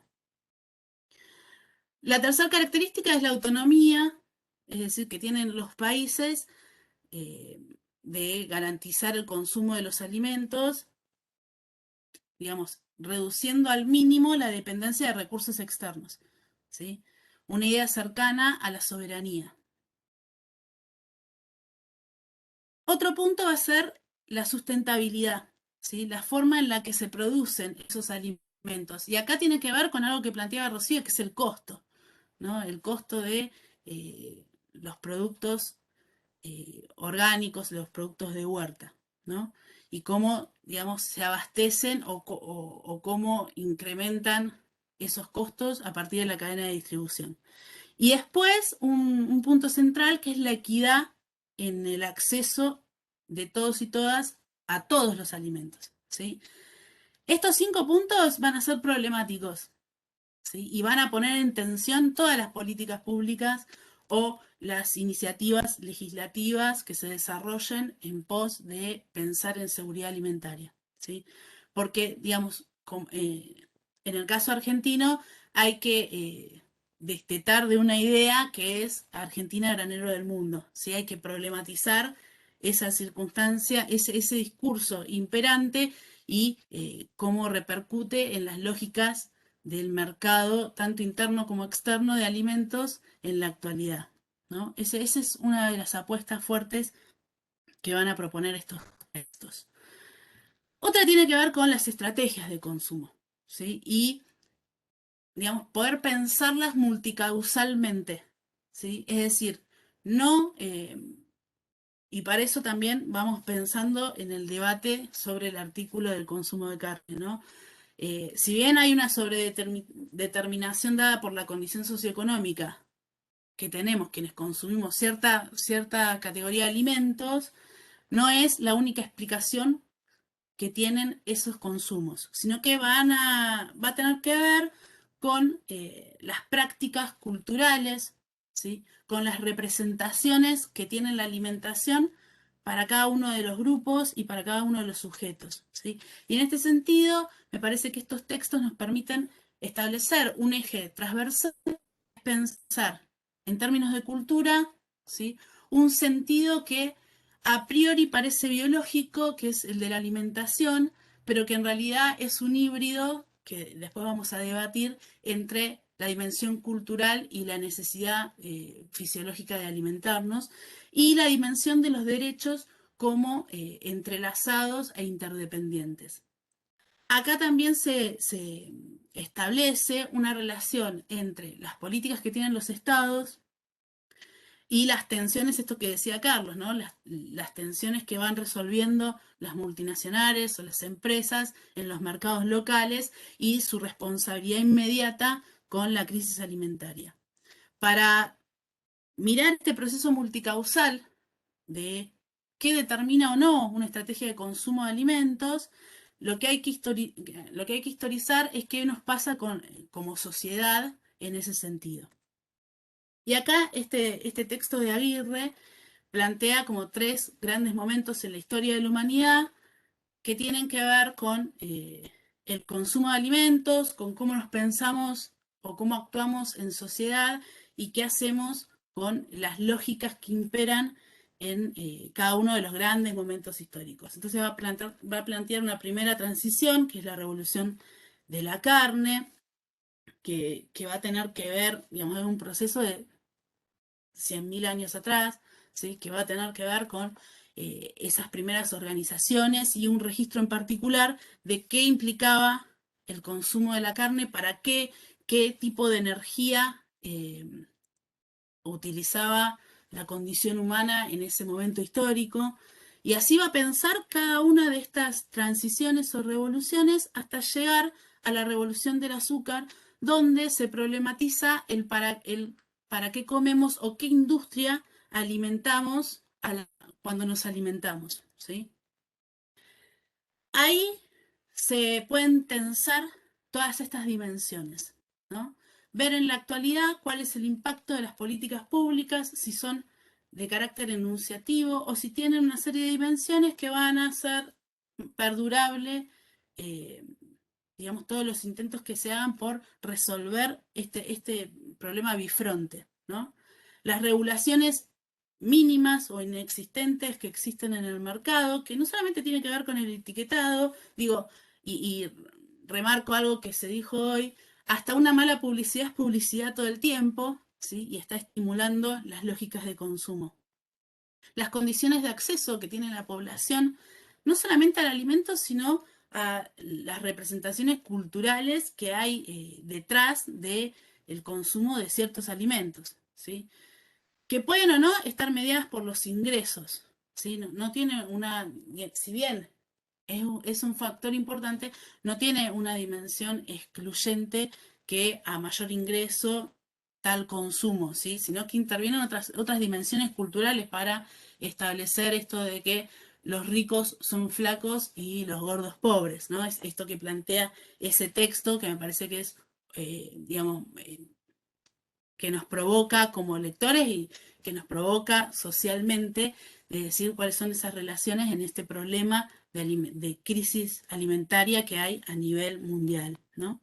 Las tensiones que van a estar dadas entre los distintos actores, ¿sí? Vuelvo a insistir con esta cadena de intermediarios que hay en los sistemas productores de alimentos en el mercado, por ejemplo, interno, argentino, y las dimensiones sociales que tienen cada uno de estos consumos, ¿sí? Tensar todas estas dimensiones nos permite problematizar esta epidemia, poder adentrarnos en pensar los sentidos, no solamente en un sentido, digamos, teórico, ¿no?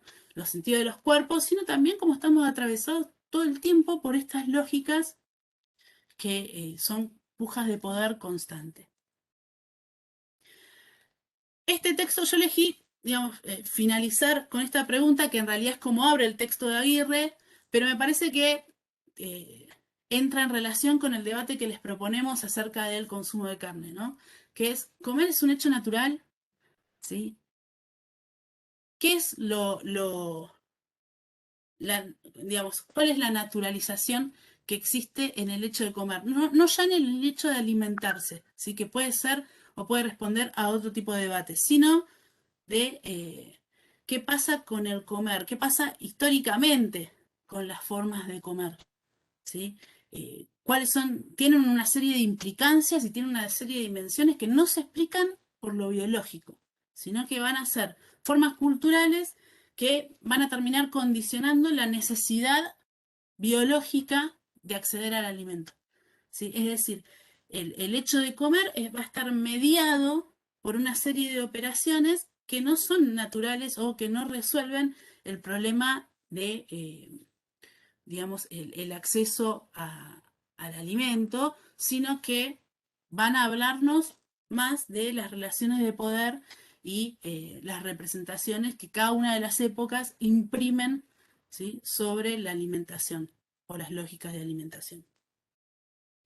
En este sentido, para pensar los alimentos y la cultura, les proponemos revisar, ¿sí? Estos significantes como el concepto de Bourdieu de estatus, ¿sí? La lógica del poder, ¿sí? De cómo los mercados también establecen ciertos criterios, cómo se vinculan ciertos alimentos con ciertas categorías. Algunos alimentos van a ser masculinizantes, van a hablar de la fuerza y hasta de la virilidad, ¿no? En sus dimensiones sociales o en las representaciones que tienen. Y me parece interesante, siempre me parece interesante historizar todo lo que se pueda, pero me parece que historizar el consumo habla de las implicancias hacia adentro de una sociedad que tiene el acceder o no a ciertos alimentos como si fuesen bienes, ¿no? Y en este sentido, me parecía interesante, a partir de este cruce de dimensiones, plantear qué les pareció y abrir el debate un poco de qué les pareció el artículo sobre el consumo de carne en Argentina. Que ya adelantamos con algunos de ustedes, que estuvieron más temprano, que era polémico. Una aclaración práctica más. Estoy así como bibliotecario hoy. Ustedes en el campus tienen la aclaración de que la lectura de Aguirre es complementaria, no porque sea menos importante, como pueden haber percibido de la explicación de Luciana, que como siempre muy solvente, sino porque nosotros sabemos que ustedes ya leyeron este texto en otra materia, ¿sí? Entonces, damos por sentado que ya lo leyeron, lo ponemos acá para que lo revisen eventualmente, pero no es que sea complementaria por otra cosa, ¿sí? Es eso nomás. Bien. vamos a discutimos un poquito qué les pareció ese texto. Hoy hablábamos algo con Daniel, que tiene algunos puntos polémicos, pero bueno, la idea es poder ver si lo podemos tensar con la parte teórica que les propusimos pensar hoy. ¿Qué les pareció ese texto?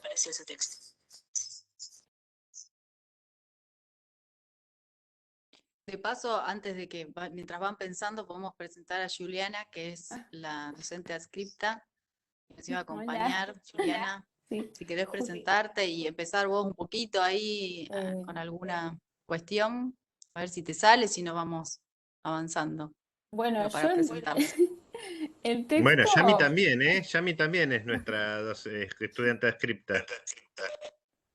Ah, bien, bien, pero digo, lo dije porque nos acompaña Ujú. en esta clase. bueno, este texto me pareció muy interesante cuando lo leí porque nunca me había puesto a pensar que podía llegar a tener alguna relación la ideología que tuviese una persona con la forma de comer. De hecho, se lo compartí hasta a unas amigas y todo, y nos pusimos a charlar. Y me di cuenta que en general, digamos, todas las ideologías que apuntan más hacia la izquierda tienden a deconstruir ideas, a romper tradiciones y como más al final del texto contaba de como el consumo del asado como una ceremonia más social, más que la importancia de que la carne, o sea, el centro no está en la carne, sino como en la situación. Me pareció como que ahí tenía cierta relación, que las ideas, o sea, las ideologías que tendían a romper estas tradiciones justamente son las que tienden a no comer la carne. Y me pareció como, no sé, como que le encontré ahí cierta relación. Buenísimo, Juliana. A ver si alguien responde a eso. O Daniel, ¿no? Que había planteado algo que le hacía ruido. Sí, a mí también el primer ejemplo me pareció bueno, interesante, así como disparador. Bueno, porque como dice mi compañera, uno está a pensar relaciones sospechadas de este tema. Es decir, relacionar esto con el consumo, con cierta ideología. Ahí me pareció medio, yo le decía a la profe, estaba cruzado un poco también, había que tomarlo un poco con humor.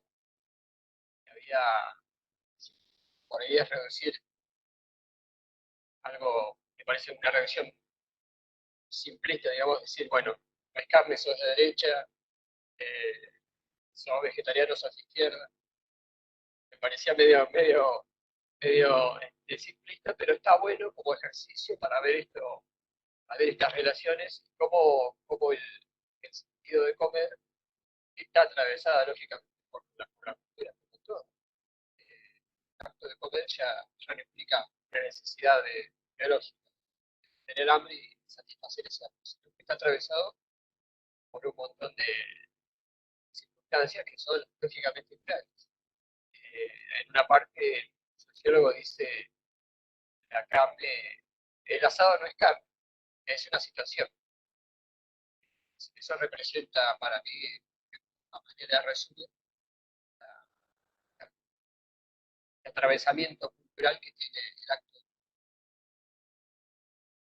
de lo que comamos, la situación es todo.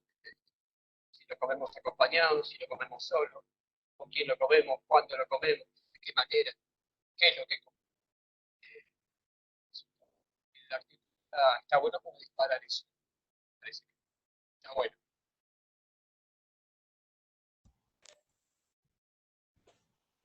Bueno, también es cierto que el texto presenta argumentos estadísticos, ¿no?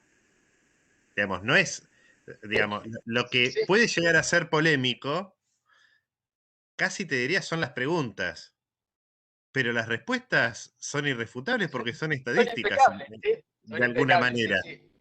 Los gráficos están súper representativos, sí, sí, está muy bueno. Sí. lo han Eso más cuantificado. que hecho entre las personas que han leído, ¿no?, el texto y lo opinan, surgen obviamente detractores, gente que mira los números esos y dice, bueno, me gustó mucho, como que no puedo creer los números, pero me gustó mucho. Eh, y bueno, no, a mí lo que me resulta es que obviamente me parece muy original. Me parece que está buenísimo esto de pensar la comida, el hecho de alimentarnos como un rito, ¿no? No solamente como sentarnos en una mesa y hasta el hecho de sentarnos en una mesa puede ser algo cultural distinto a lo que, no sé, en Oriente, por ejemplo, puede llegar a ser. Que depende de muchas cosas y en tanto sea cultural, también está atravesado históricamente, eh, temporoespacialmente por un montón de cuestiones y bueno, nada, un poco eso, ¿no? Sí, y perdón, agrego una cosita que como lo estamos hablando al comer como hecho cultural y social, que no solamente es la reunión, sino los roles que ocupa cada persona, dónde se sienta quién, qué hace quién, cuándo es, cómo, y por otro lado, con el tema de la carne, eh, por supuesto que hay números, pero que es algo que, por ejemplo, en Argentina es algo que unifica eh, de distinta manera, ¿no? Pero vas a ir al barrio que menos recursos tenga, va a preparar un asado con otra connotación totalmente distinta que si te vas a un country donde, bueno, sí, también se prepara un asado de otra manera, con otro pensamiento, pero sin embargo es eso lo que unifica. Y, y bueno, después todas las otras cuestiones que se dan desde lo económico, desde qué puedo comprar, qué no, con qué lo comparto, qué significa para mí, para mi familia, o que falte, como por ejemplo puede estar pasando en este contexto social, esa reunión o ese encuentro, para pensarlo desde muchos lugares. Yo personalmente lo relacioné con algo estrictamente económico, ¿no? Creo que hoy en día quien come carne cotidianamente o aunque sea una vez por semana es porque puede, digamos, ¿no? Porque está rozando unos valores que son increíbles. Ujú. Y que eso por ahí también puede relacionarse estrechamente con una posición ideológica.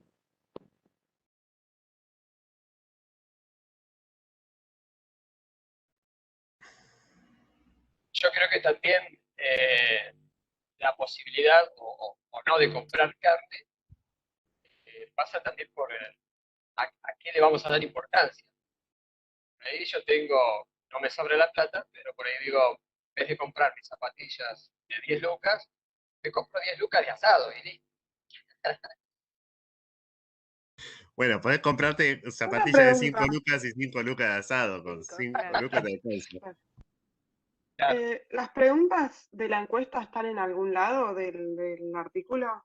Yo no las puedo ver. Fueron mencionando a lo largo del texto, pero no vi cómo era la encuesta. No, aparece en el texto la pregunta disparador que llevó a la construcción de esa estadística. No aparece, digamos, el instrumento Sí, aparece. en el cuerpo del texto.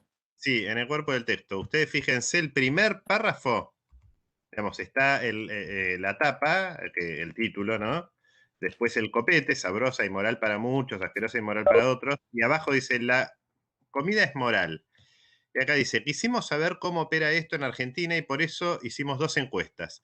La de costumbres argentinas y la de costumbres y relaciones sociales. Y ahí esas están subrayadas porque son links.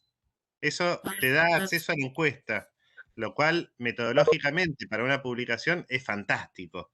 Sí. ¿Sí? No es usual, No, porque siempre se guarda el instrumento. Sí, no tenemos los resultados, sí.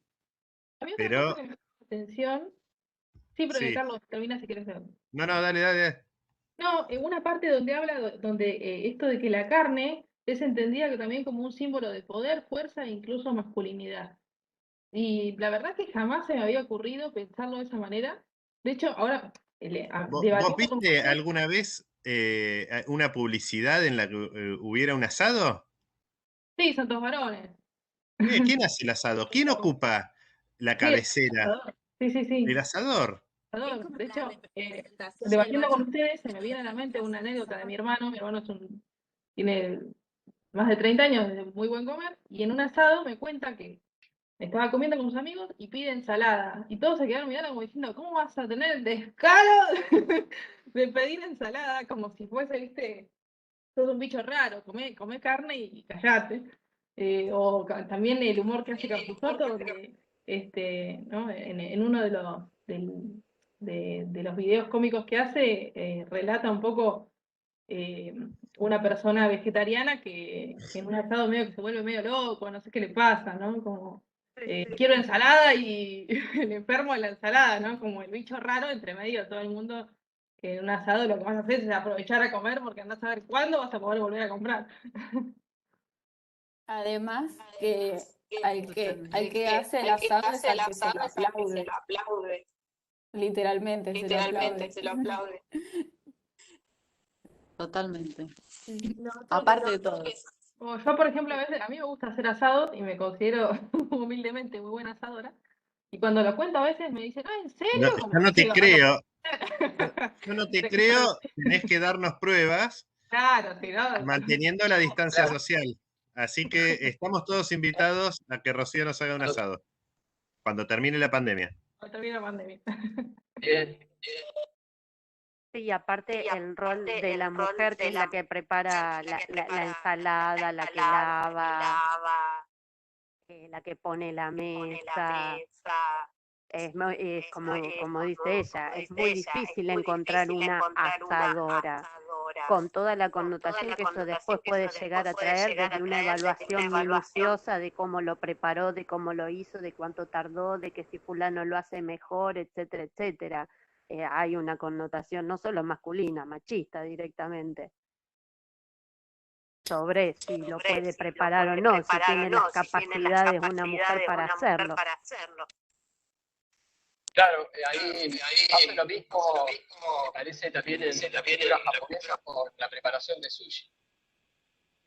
Claro. Que me parece que está ligada solamente a los hombres. Eso está vedado. Y también que, bueno, acá en Argentina, yo creo que cuando yo era chico, el paso iniciático, más o menos a la adultez, era, bueno, prendete el fuego y hacete un asado. Es como un rito a pasar. Bueno, a ver, si sos varón, tenés que aprender a hacer el fuego y a ver qué pasa con la carne arriba del asador. Y como una prueba de masculinidad. Por lo menos así era cuando yo era chico y yo tengo muchos años. Agrego algo a esto que dice Daniel, además de prender el fuego, me parece que está también el estatus en la compra de la carne, ¿no? Como la masculinidad es quien selecciona o sabe de comprar carne. Ahora, no puede comprar el tomate, la lechuga y la cebolla para la ensalada, porque eso está vedado al mundo de la feminidad. ¿Sí? No importa, en mi casa cocinaba mejor asado mi mamá que mi papá, pero mi papá compraba la carne. ¿Sí? Sí, y además eso implica no solo el conocimiento de quién consigue la mejor carne, quién identifica la mejor carne, sino estoy hablando lento porque tenés, Silvina, el micrófono abierto y reverbera en tu micrófono. Gracias.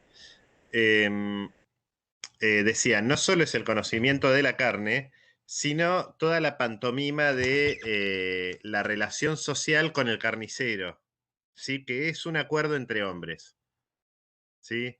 Eso yo lo vivo mucho con mis hijos. Cuando van mis hijos a comprar la carne, les dan peor carne que cuando voy yo. Entonces yo decidí que voy yo a comprar la carne. No porque tengo un espíritu machista, pero yo sé que el carnicero sí. Entonces, Tal cual. hay que ir para proteger los propios intereses. Y terminás legitimando el funcionamiento del sistema. Igual ahí lo que me hace, masculinidad. lo que quería agregar es que en realidad historizando tiene un poco que ver con mujeres recolectoras, hombres cazadores, que en definitiva se replica y se replica y se replica a lo largo y a lo ancho de la historia y en cada lugar de manera distinta, ¿no? A través de cada cultura. Pero me parece que la base un poco es esa. Igualmente hago un análisis muy sobrevolado, pero... Claro, y antes también, si uno quería comer un asado, bueno, vamos mucho antes, cuando nos dedicamos, se dedicaba la gente a la ganadería, tenían que matar la vaca, despostarla, es como que ya desde ahí se remonta a que lo tenía que hacer alguien con fuerza, y desde ahí lo empezó a hacer el hombre, luego que lo hacían a la estaca, y después cuando vinieron los españoles trajeron la parrilla y pasó de hacerse estaqueado a hacérselo de manera horizontal en una parrilla. Tiene historia el asado, ¿no? Sí, tal cual, tiene historia y además tiene muchísimo que ver debatir estas cuestiones con replantearse y reflexionar sobre eso, como decíamos hasta ahora, ¿no? Esa mirada del asador. El humorista Luis Landicina relata en uno de las cosas que alguna vez ha relatado, tantas cosas que habla, sobre esto del asado, y de hecho lo equipara, y creo que nosotros como médicos, futuros médicos, es llamativo esta relación que hace. Dice, es como una suerte de cirujano, y llega con sus elementos y necesita que alguien le acerque el vino, como si estuviese en un quirófano, ¿no? Y tiene que venir el instrumentista que en vez de traer la pinza trae la copa y su picada. ¿Y qué necesita, señor? y qué interesante es que haga esta relación entre el asador y el respeto que le tiene con una suerte de cirujano. Esas son las palabras que él usa. Son momentos, me parece, fundacionales, ¿no? Como mitos fundacionales y por lo cual son rituales, ¿no? Digo, el asado nunca es algo que se improvisa en un ratito, puede ser la impronta primera, pero después tiene una serie de rituales que son masculinizantes, ¿sí? Digo, si ponemos en YouTube cómo prender fuego, van a salir imágenes de varones prendiendo fuego. ¿Sí? Va a ser lo excepcional para mujeres, cómo prender el fuego, cómo prender siendo mujer el fuego, cuando el fuego es fuego, indistinto del género, ¿no? Me parece que esta propuesta que nos propone el artículo es cómo vamos naturalizando cosas en nuestra propia historia que terminan siendo estigmatizantes, o esto que dice Carlos, terminan contribuyendo a la reproducción de un imaginario. Esto que decís vos del fuego me hace acordar a la escena del náufrago, la película, cuando Tom Hanks logra prender el fuego y para él es un ¡ah! ¡Prendí el fuego! Sí, eso es muy atávico, es como que nos retrotrae a épocas. Y Hombres, también como hecho social y político, el hecho de, por ejemplo, que es muy llamativo y se remarca, por ejemplo, cuando hay un corte, piquete, manifestación, que es habitual ver, bueno, si alguno ha ido, es habitual ver las parrillas o en el piso o en el famoso tanque que está abierto y que está, bueno, no siempre hay carne, la mayoría de las veces hay choripán, con toda la asociación que eso tiene, ¿no? De los planeros y el choripán, entonces, si lo vamos a llevar a todas esas connotaciones sociales, culturales y políticas, la carne y el asado o la carne o el choripán hecho en la calle, en una manifestación pública, reclamando lo que fuera, teniendo la ideología que tengas, ya la mirada del que pasa es diferente, porque no es lo mismo comerte un asado puertas adentro en el jardín de tu casa que llevar tu cultura popular a la calle. Es diferente. Nosotros, Interesante eso. debate, ¿vieron? No, digo que vieron que el propio artículo habla sobre hacer como una salvedad de que carne no es igual que asado, y cómo nosotros mismos debatiendo caemos en esa olla yo por lo menos me pasa eso, ¿no? Vos me decís, pensá en carne, asado. Es como- Si la olla tiene carne es estofado. Manuela quiere decir algo. No, que volviendo al resultado de las encuestas, también se me ocurre relacionar que los grupos o las ideologías que por ahí menos consumo de carne tienen, también responden a ideologías de sustentabilidad, de ecología y de otro tipo de cuestiones que por ahí no tienen que ver con lo cultural, digamos.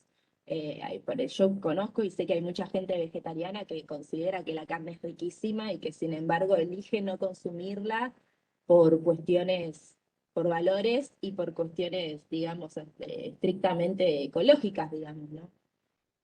Bueno, yo tengo a mi socia de ahí de medicina, que es Sole, que es vegetariana. A ver, a veces en algún asado come un poco de carne, pero yo me siento al lado de ella porque toda la carne que ella no come me la como yo, obviamente.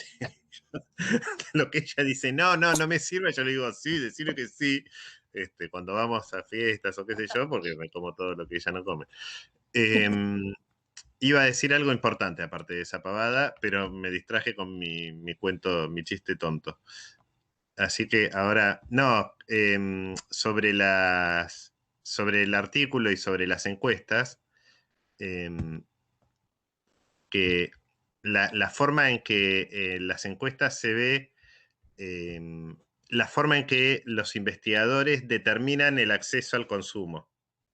Si no le preguntan a la gente en la encuesta, no preguntan cuánto ganas.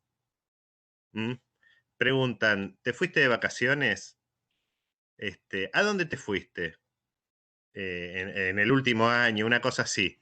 A ver, Profe, ¿tenés prepaga? ¿Practicás alguna religión? Y hacer preguntan hincapié. eso, pero no preguntan, por ejemplo, por qué no consumís carne, quizás.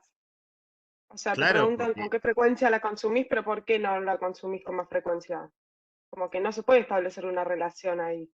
Me lo que parece a es mí. que justamente el truco de la encuesta consiste en que el entrevistado no se dé cuenta para qué va a ser utilizada la información. Claro, Porque si está vos le todo decís, sutil. Las preguntas están de una forma sutil que no te das cuenta que apunta. Entonces, creo que eso le da más sinceridad a la encuesta, ¿no? Porque, claro, por si vos ejemplo, le si vos decís, sabés a qué pregunta. vamos a hacer una encuesta para determinar si el consumidor de carne es de derecha, y el 90% te va a decir, no, somos todos revolucionarios de izquierda, porque a nadie le gusta ser considerado de derecha. Entonces, el entre tiene que ser oblicuo, tiene que ser discreto. ¿Mm? O cuando le preguntan con qué animal se identifica.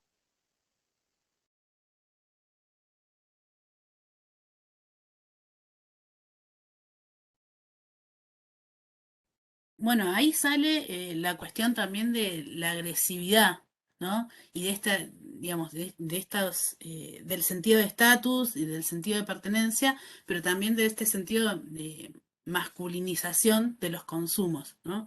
Cuando hoy con Daniel hablábamos al principio, bueno, que era bastante polémico cómo se planteaba, digo, hacen uso de una serie de dimensiones a partir de ciertas estrategias que no solamente van al poder adquisitivo que tiene la persona, sino también a las representaciones que tiene sobre qué implican esos consumos y con qué se van a, dimensión se van a relacionar, ¿no? Y ahí sale y emerge lo masculinizante de la carne. Digamos, emerge de la pregunta en particular de la carne y emerge también de este disparador que tiene que ver con los animales también. ¿Alguna apreciación Algo, más? Se puso interesante de la charla. algo curioso que hablamos hasta ahora es que cuando nos referimos a carne, se nos representa la carne vacuna, eh, el pollo o el pescado. Para el argentino, la carne es carne de vaca. No hay no hay otro. No se nos ocurre pescado o carne. Eso también es Dios. Bueno, lo mismo pasa con la leche. Ayer hablábamos con mi hijo que está preparando un examen en económica sobre productos complementarios, no sé cómo es, con sus complementarios, suplementarios, qué sé yo. Y él me decía, bueno, la leche de cabra. Y yo decía, no, la leche de cabra, el que compra leche de cabra paga un precio diferencial, paga más caro, porque ese quiere consumir leche de cabra. ¿Sí? No es exactamente lo mismo, es otra cosa. Lo mismo que acá si nosotros queremos consumir leche de cordero o leche de conejo, perdón, carne de cordero, carne de conejo. Pagamos un precio diferencial, pagamos otro precio porque nosotros lo que queremos es comer ese otro producto que tiene otra representación. ¿Sí? No importa, no la voy a desarrollar acá porque no lo estudié, lo estoy pensando, lo estoy improvisando, pero seguro que tiene otra representación. Y perdón, agrego a esto que dice Carlos, y en el otro sentido, el consumo de la carne de pollo en épocas de crisis, ¿no? Como reemplazo inmediato Ahora a mismo. lo claro. El pollo estaba carísimo, ahora resultó que quedó barato. Con el 2001. Sí, ahí hablaba también no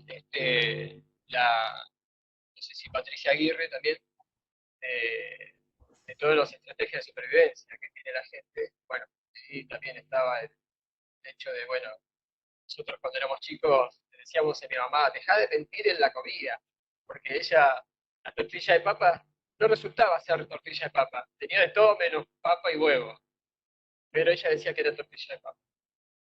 Y la gente así se maneja con esa parte de eso, con otras estrategias, pero es común esa manera de esquivar, de reemplazar una cosa por otra y ver qué hacemos.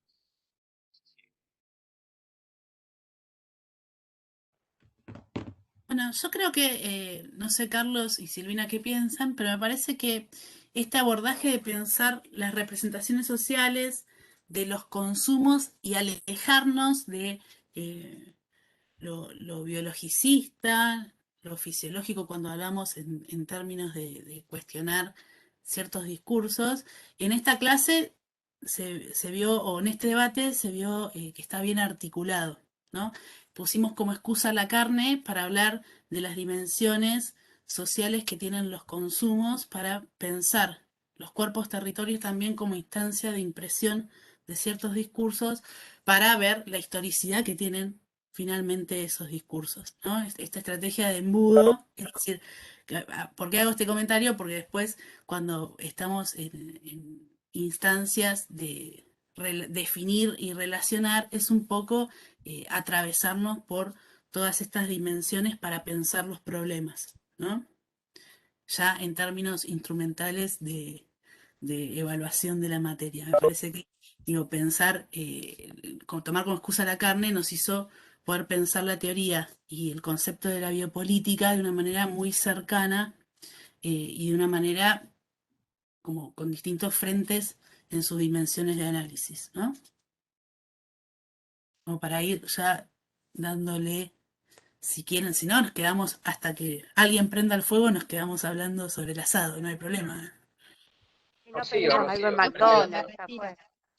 Y decir que hay pandemia, entonces no se puede prender el Sí. fuego, así que se puede dar por terminada.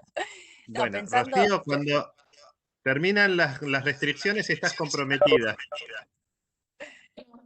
pensando lo biológico de la alimentación, tampoco puede ser analizado solo desde lo biológico. Entonces, ahí volvemos a la medicina, a la salud, a la enfermedad, ¿no?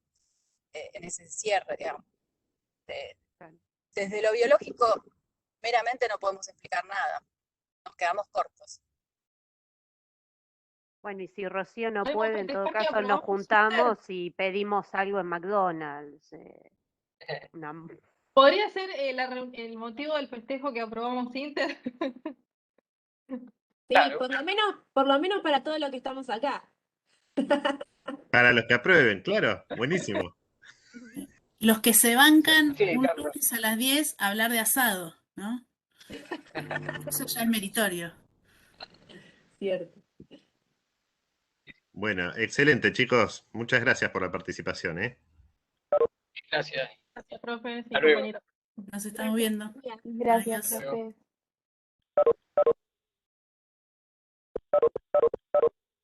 Carlos, Sí, Yami. ¿te puedo hacer una consultita?